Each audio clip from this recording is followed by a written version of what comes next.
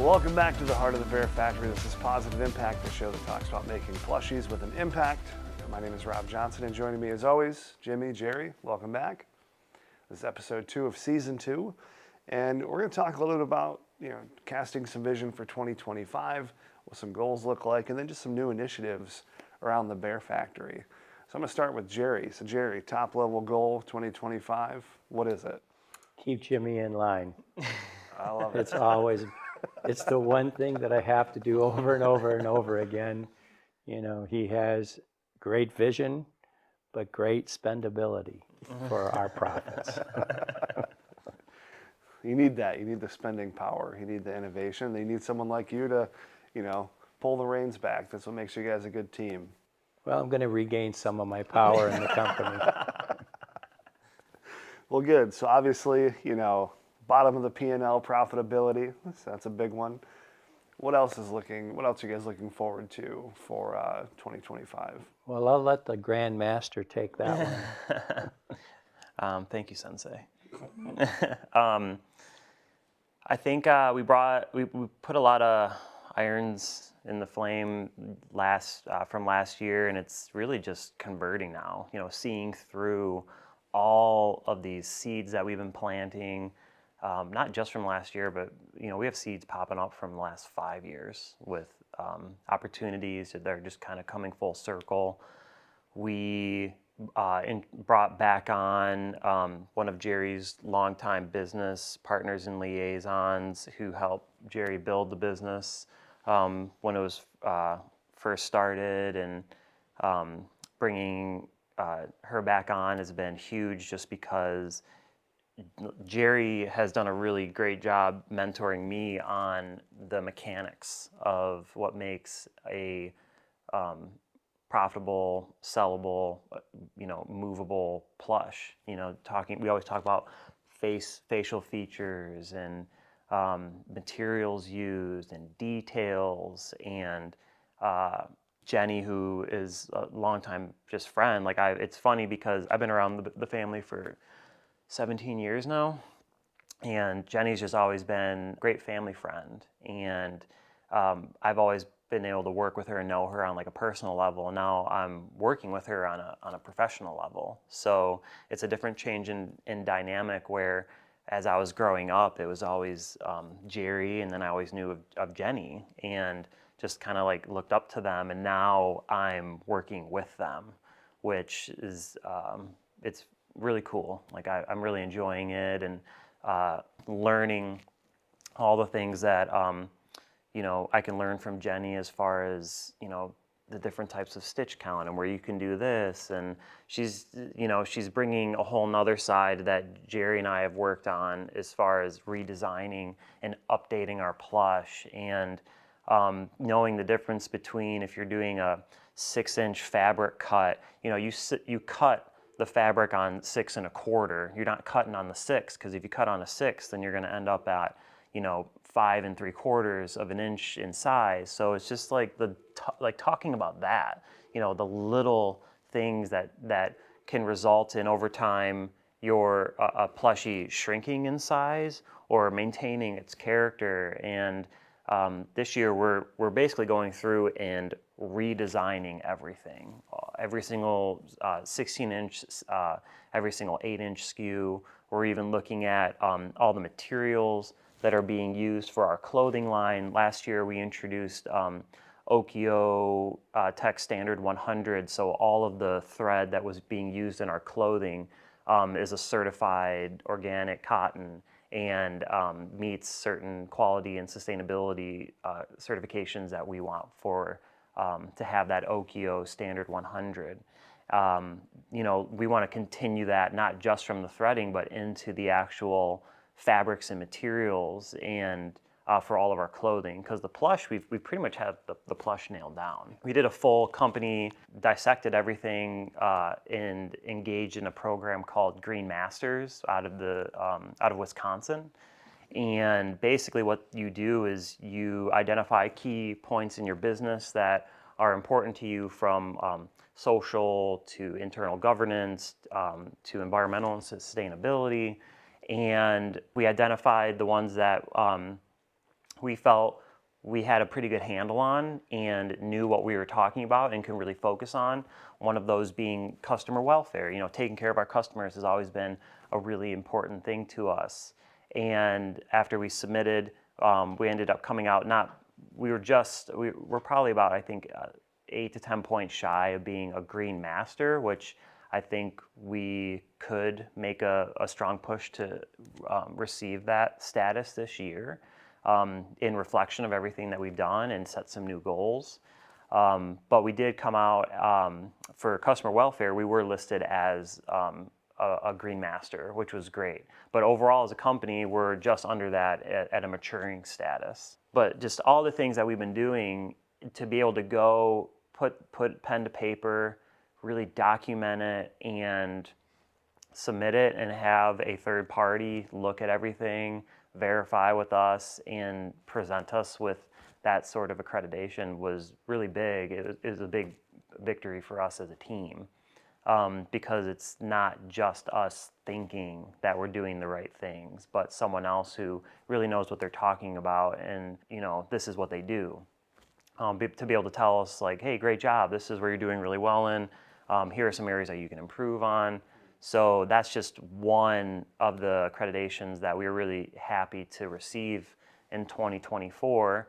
Now for 2025, we have some even bigger aspirations that I can't comment on yet for what we're going to be applying for, but it would be huge, because we would be one of the only, I think there's maybe like 1 or 2 other plush companies that have this, that would have this stamp, and third-party verification in the world right now. We would definitely be the only unstuffed plush, and the first in our specific industry that would be able to receive this. And I really don't think any other unstuffed plush company or providers would be able to get this, just because of how strict it is. But I've been working on that particular certification since 2020. Yeah, like just identifying and looking at things and growing. So there's some big goals that internally that for things like that we're focused on right now. So I want to dial it back to late 2024 and kind of get inside how you guys work from an operational perspective. What does annual planning look like for you? When does that process start? How does it work? How do you decide what you're going to go after in the next year? It usually starts with Jimmy's innovative mind of what he's looking to incorporate new. And then they'll explain it to me, and then I have a million questions after that of, okay, how are we going to plan this out? How is it going to make us better, and how is it going to make us more profitable? So those are the type of questions that we do, and we do our analyzation at every level that we do. So if it's trailers, or if it's trade show booths, or whatever it may be, we do an analyzation of each one of those, break down what do we have to do if we do more trade shows, which trade shows, what do we have to bring in from those trade shows to be able to cover whatever the cost of, that setup, the travel, everything involved. We're going to a trade show in St. Louis this year. It's our biggest trade show that we go to, and with that, we're bringing a team of 10, a 40 by 40 booth. We'll bring our trailer. Last year when we went to this particular trade show, it was a wild show. There was people selling trailers for $70,000. What were those called? They were escape room. They're like, yeah, they had these $100,000 escape room trailers, which were super cool and all haunted house themed. For one of them, there was like another like fun kiddie attraction themed one for another one. And they won the award. So the trailer was sold, and I saw that, and I'm going, bring the trailer next year. Let's sell a trailer at the trade show. So that's what we're doing. We're bringing everything plus the trade show booth, and we have to have the manpower or people power to be able to man that. Yeah, a great example of kind of what you're talking about though, Rob, like how do we evaluate things? And I have the fortunate position where Kia and I we're inheriting a company that was built on the blood, sweat, and tears of Jerry and Renee's back, and we have zero debt. Like our lease is the extent of our debt. Everything that we have is self-funded. So anytime we go, we've been averaging, between 15 and 18% growth year to date ever since we all started working together in 2018. That takes tremendous capital to do that. And, you can say we're going to plan for 15% growth this year. Well, 15% growth in 2017 is significantly different than 15% growth this year. And the amount of capital and infrastructure and personnel and team that it takes to pull that off. And I know we always joke about how I like spending money, and yeah, like I was told by my mom, which is probably like the worst example. Yeah. You got to spend money to make money, and you got to look good while you do it. But being aware that this is not like bankers' money. This is our family's money. This is our team's money. This is, Jerry and Renee's legacy, essentially, that And he's spending it. So He's looking good while he's doing it. yeah, well, you can see the clothing is very well. but yeah, just it's different when it's people you care about and it's your family's money. I think it's a lot different. When you talk about having a 15 to 18% growth year over year since 2017, the problem with that is it compounds, right? So to your point, it just keeps getting bigger and bigger and bigger. And 8% growth 6 years later is probably the exact same dollar value as 15% was, when you started. So how do you plan and manage all of that? I'm just interested from like a business perspective. And I think other people that might watch this, they're business owners, and they see the success that you guys have. And I think these are really good insights that they might want. Is how do you manage that? As you have more compounding dollars to play with. You have to be very diligent. You have to really watch. I spend more time in the books now with payables, receivables. That's where I have to spend the bulk of my time. I spend so much less time in product innovation. Jimmy does pretty much all of the in-store level stuff and designs and stuff like that. I don't have time for that. There's times where, people think that I'm not here, but I'm at home and I'm in the books. Just end of the year, since December 4th of last year till even today, it's literally every day, hours and hours and hours, just cleaning up the books, cleaning up everything for end of year, getting everything. We're very particular. We want everything to be very tight and very organized, audit proof, all of that kind of stuff. So it does take a tremendous amount of time, much more time than I used to have for the business. So mine's changed, his has changed. Mike Anderson now, he's really fit in great for us. He really is our sales manager, international sales manager, and really understands what the goals of the Bear Factory are. Yeah, he's our VP of business development, and he's a wolf, where he's like our outbound sales. And then we have Libby, who's been with us for years, and she's what I classify as inbound sales. Like, she's amazing at onboarding people, and she's like Mother Goose for everybody, like new and old customers, essentially. But Mike, you have to like watch where you take him, because he's like haggling down anyone for any kind of deal. Like, we're at the trade show, and it's like, where's Mike? And he's like, oh, he's across the booth, like the aisle over there, talking to the electronics booth, and he's like haggling down on projector screens, and like, it's like, dude, like, it's great though. Like, we love having him on the team. But to Jerry's point, even, I call him money bags, because he's the money man. Like, I spend the money and he writes the checks. But what that really culminates into is he's focused on making sure that the growth that we're on track for is sustainable. And that's a big thing, is sustainable growth, where last year, between unforeseen supply chain issues and supplying issues, I don't even think with let's say none of that happened, I don't even think we were prepared for the type of growth that was coming our way, with all the things that we were focused on and all the new business that we're bringing on. Unfortunately, it was basically all of our sales efforts collided with our supply chain woes and put us in a really bad position at the end of the year. And we sit here a lot with, saying shoulda, coulda, woulda.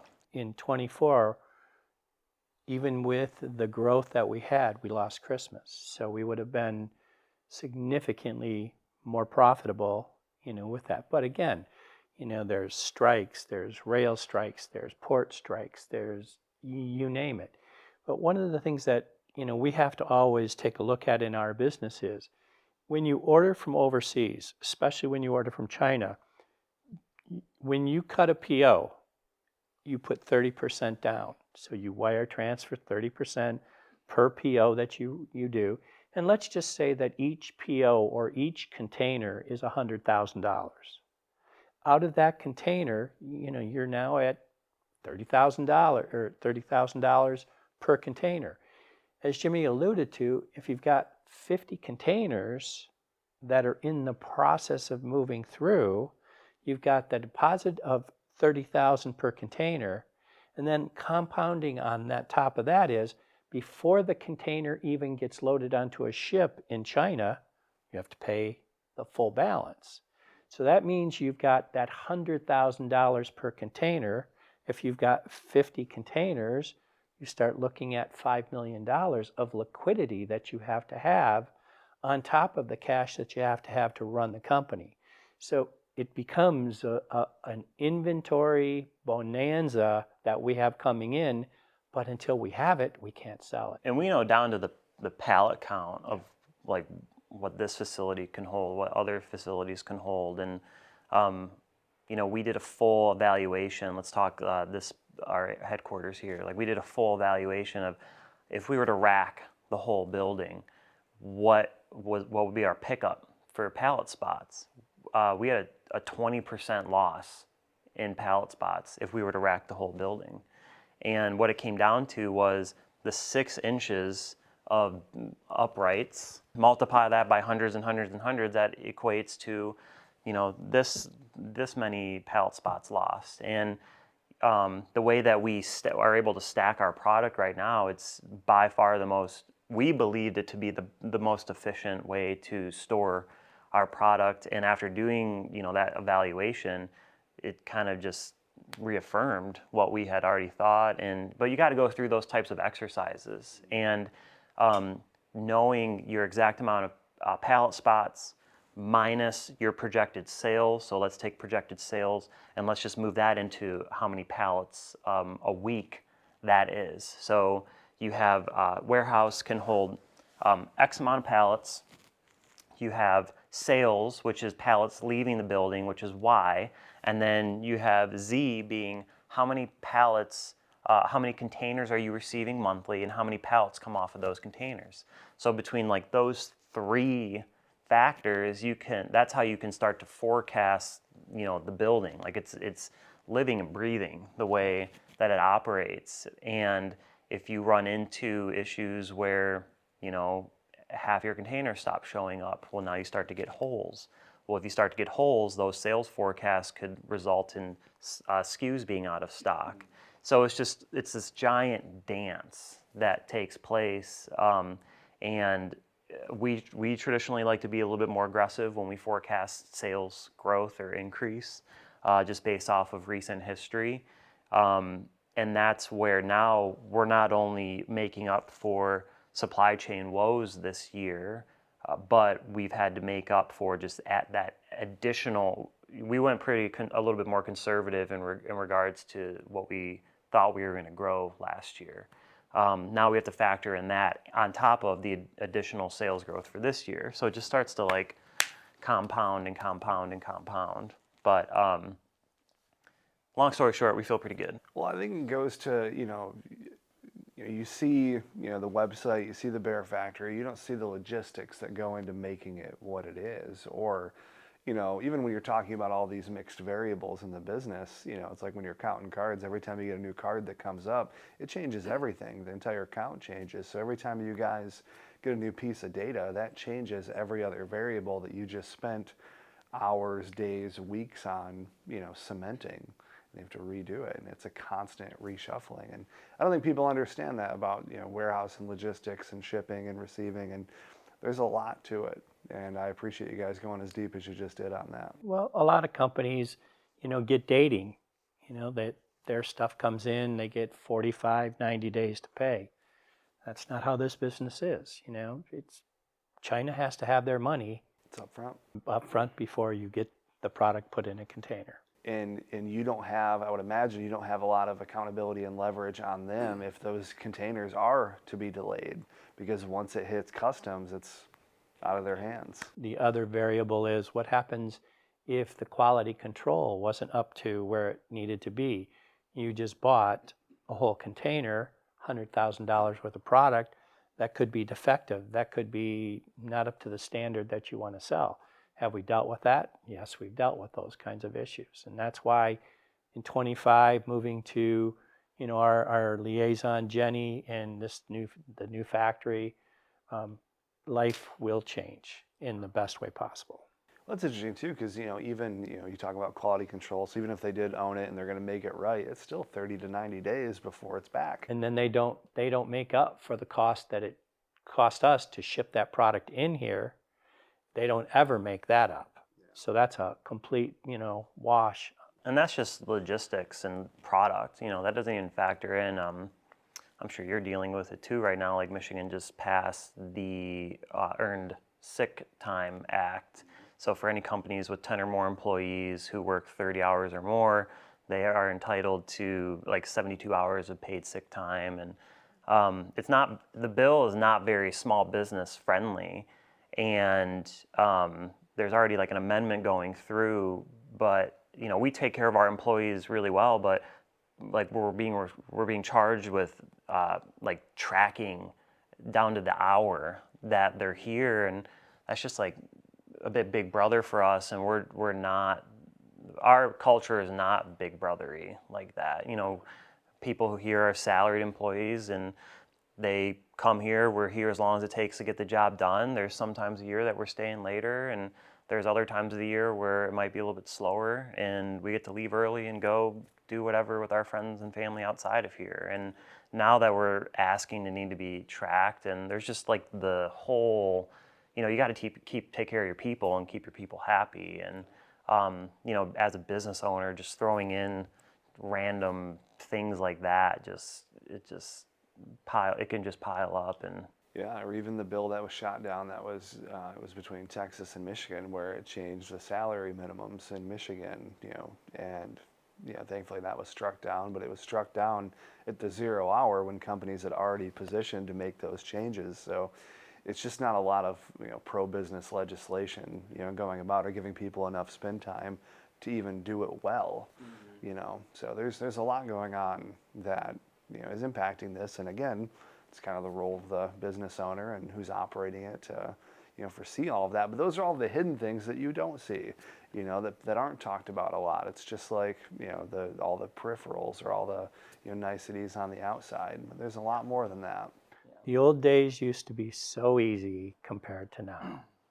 You could really do well just because the cost of the product coming out of China was so much different. Labor in China has just increased exponentially, and then all of the shipping and the logistics, and you start adding these up, and 5 cents here, 5 cents here, 5 cents here. When you're working on a small margin to begin with, all of these new initiatives that government-based, it really has an effect on small business. Yeah, I think about too, we can probably talk about this for an hour, but like the, technology's advanced so much, but it's also advanced to the spot where now you're having full-time jobs monitoring the technology, whereas before manual process may have been simpler, even with AI. There's several issues with the new AI that's rolling out where there's just demonstrable inaccuracies when it's dealing with large data sets, and it's not helpful, but it's presented as if it is, Look how much they spent, $600 billion, and then China comes out with $5.6 million for their AI. So how do you reconcile that? But let's brighten it up a little bit. Yeah. Let's talk about this bobcat right here. Yeah, that's good. And even some even high level things too for 2025 that we're excited about.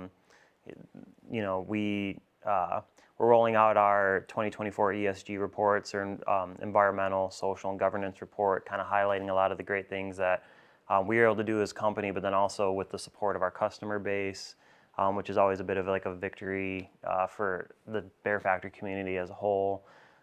Last year we did a materialities assessment on all the plush that we talked about a little bit. So literally tore apart every single component of a plushie, from the nose to the stitching to this fabric to that primary fabric to secondary fabric. And this year we're rolling out a composition score now. So every single one of our plushies will have a paw print composition score showing that, hey, this bobcat, when filled with recycled polyfill, is 97% recycled composition, where previously we had really focused on talking about how this fabric set is comprised of 100% recycled materials. We wanted to take it a step further and say the full composition, of this plushie, what is the recycled amount for the full composition? So Sierra, my assistant, looked like a whack job. She was chopping apart all of our plushies and weighing them, and she did that for a while, and I'm sure she'll love that call out on this podcast. But just doing some fun, doing things like that to really show more transparency on the products. Those are going to have some cool cards that are coming out with additional educational material. All of the plushies we're rolling out this year are going to have educational spotlights for that particular animal and its habitat, and fun facts, and specialty items, like Long Hair Bear, who's our longtime guy. We're going to delve into company history because we have our 25th anniversary coming up in 2026, which is cool. And that kind of is a good segue into this new guy. This is a new bobcat that we're introducing, and the reason for this particular plushie being created, my daughter Ray and I, over Christmas break, we're just flipping through trying to find something to watch. We were tired of holiday shows, and came across this really cool documentary called Epic Yellowstone, and they were just highlighting all these cool different animals, different times of year in Yellowstone National Park, and the bobcat was one of them. So kind of in flavor of that, we're going to be releasing later on this year a more premium plush. It's going to be mixed with, you'll have recycled items, but then also the virgin polyester is going to be a much more premium fabric and product than what we're traditionally offering.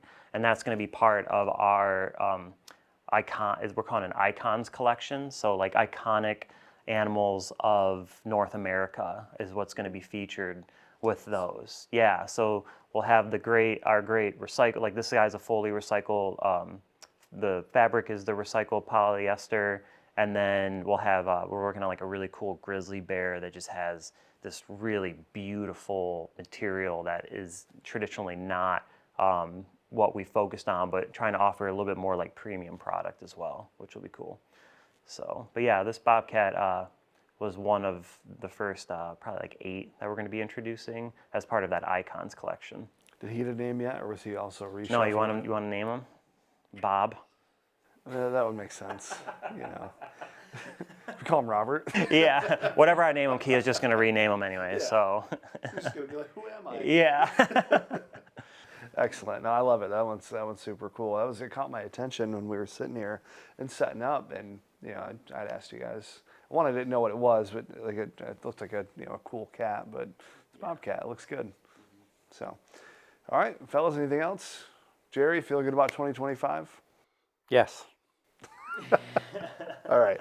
I'll take your word for it. I've got a harness on them. All right, very good. All right, well, that's going to wrap up episode 2 of Pawsitive Impact. If you want to know more about the Bear Factory, be sure to check out the show notes of the show, whether you're watching on YouTube, Apple, or Spotify. Apart from that, we'll catch you next time with a new episode. Take care.